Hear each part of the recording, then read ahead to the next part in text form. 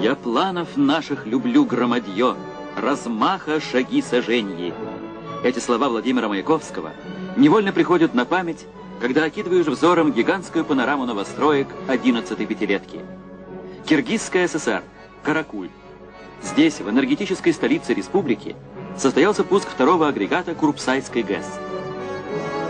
Агрегат работает надежно и уже выдал в объединенную энергосистему Средней Азии первые киловатт-часы дешевой электроэнергии.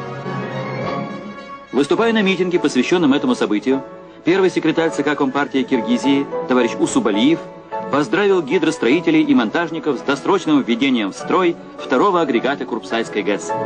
В своем письме участники митинга заверили Центральный комитет партии, генерального секретаря ЦК КПСС, председателя Президиума Верховного Совета СССР Леонида Ильича Брежнева в том, что сооружение Курпсайской ГЭС будет завершено к 65-й годовщине Великого Октября.